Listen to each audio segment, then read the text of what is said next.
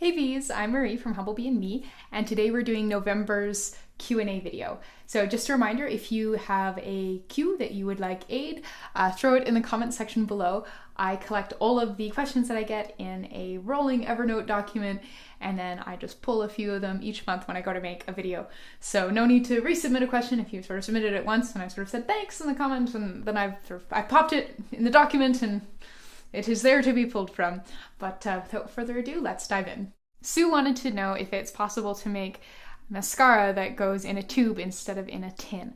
And so if you don't have my book, just a bit of background information, the mascara recipe in Make It Up, which is a book all on homemade cosmetics that I wrote that came out at the end of last year, so actually almost a year ago. Wow. That recipe is in a tin, and it's a cake mascara that you wet your brush to use. I'm 100% certain that it is possible to make mascara that goes in a tube because that's pretty much what everybody does, but I have not figured out how to make a good mascara that goes in a tube. I have tried many recipes and made many black tarry messes, and a large part of the reason why I haven't been working very hard or didn't prioritize making a mascara recipe that went in a tube is because when you buy fillable DIY craft your mascara tubes, they hold a colossal amount of product. And so I found that the packaging itself really left a lot to be desired. You ended up having to make about 6 lifetimes worth of mascara, most of which would go to waste. And it was just very sort of fiddlesome to get it all into the tube and whatnot. It definitely makes for sort of easier use, but it ended up with a ton of product waste, and it was very frustrating to get a large amount of highly pigmented black tarry paste into a tiny orifice.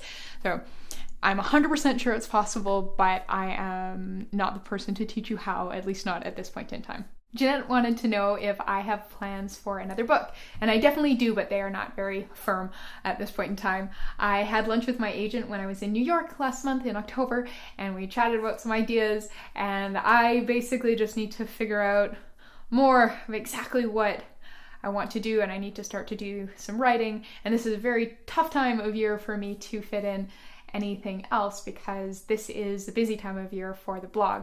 So I think that I'll probably start to devote more attention to that in the new year. I definitely will, have a lot of ideas sort of bouncing around in my head, but when it comes to doing some research and really sitting down and thinking things through, this time of year is really hard for me to find time for things like that.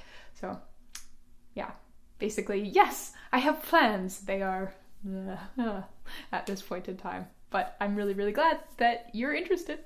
Diane wanted to know if I have been to Bali because she thinks I would love it, and I think she is right, but I have never been. From all the pictures that I've seen, it looks like absolute paradise, and it looks like a place where maybe perhaps one day I will go and spend a month and call it like a business trip, so that I can make a bunch of stuff in really hot weather and sort of see how it performs, Bali for science. Claudia was interested in making a CBD oil or cream. So CBD is a marijuana byproduct. From what I know, I'm hardly an expert in this realm, but it doesn't contain any THC, which is a psychoactive compound. And so these CBD products are currently prescription only in Canada, but as of July 1st, 2018, all things marijuana will be completely legal in Canada.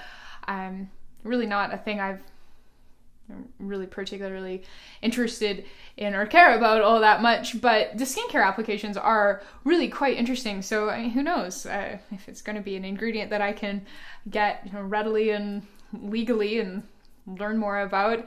I don't know. Maybe I'll play with it someday, but this is really something I don't know anything about sort of beyond what I've just sort of heard in passing. It's I don't know. It could be a cool new ingredient. I know it would be pretty difficult for most of my readers to get a hold of it, though, because I know it is still illegal in the vast majority of the world, as it is still here. So I don't know. We'll see. Could be fun. Marina wanted to know what my MyersBriggs Type is. So I've done these tests quite a few times over probably the last 10 years, and I always test as either an ENTJ or an INTJ. And for the EI, the introvert, extrovert sort of continuum, I'm always pretty close to the center, and I just sort of hop maybe 1 year I'll sort of be more introverted, 1 year I'll be more extroverted. It definitely sort of just ping pongs around a little bit there, whereas the NTJs are quite strong traits of mine. So the ENTJ is also sort of known as like the engineer or the architect, and the INTJ, sort of the scientist. These are things that I have read on the internet. I guess you could kind of call me an ambivert, like maybe an ANTJ, but then I know that there are lots of people that quite heavily debate the existence of ambiverts, but I have read up the descriptions of both of these personality types, and I do feel like both the ENTJ and the INTJ describe me quite well. There's a couple differences between the two of them where I fall more into one or the other. So a big one is on decision making. INTJs make more of their decisions apparently based on intuition, whereas ENTJs make more of their decisions based on rational thinking and logic. And so I definitely am much more on the rational thinking and logic decision making sort of path. So in that way, I'm more of an ENTJ. But then I've read that INTJs, a really big part of what they like doing is not only learning, but putting the understanding of new concepts into action, which is something I obviously love to do, but that a big part of what they end up doing, and a part of the reason they're sort of called the scientists, is because they like to take concepts that they have learned and break them down and present them to other people to make them sort of easier for them to learn, which is a huge part of what I do with my life.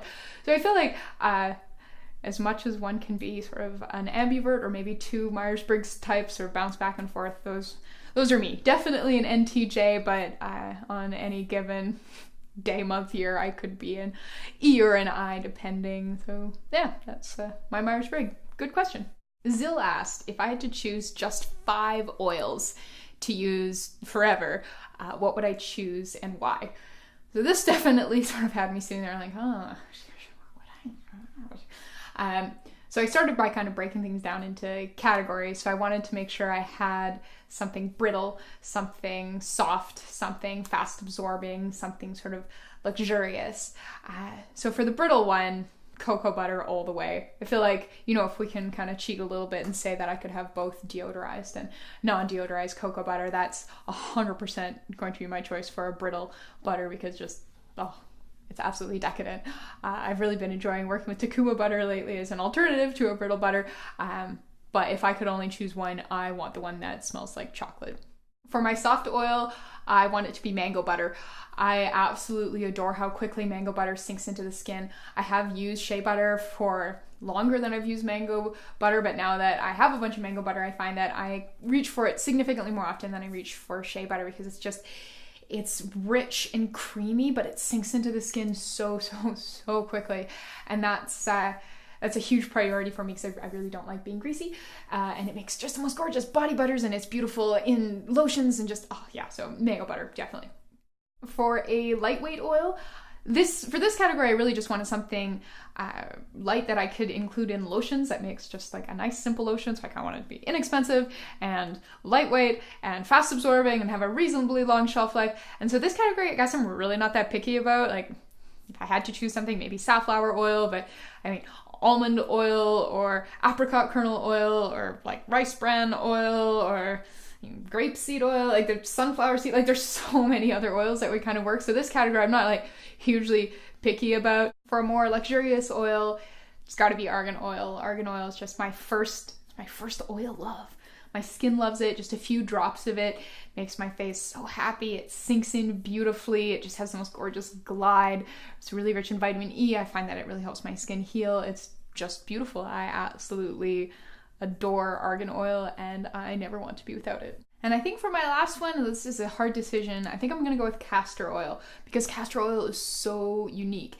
It brings the most wonderful qualities to lip products like lip glosses and lipsticks, and it's like the consistency is completely different from really any other oil I've worked with. It's so like thick and syrupy, and it's very, very cool.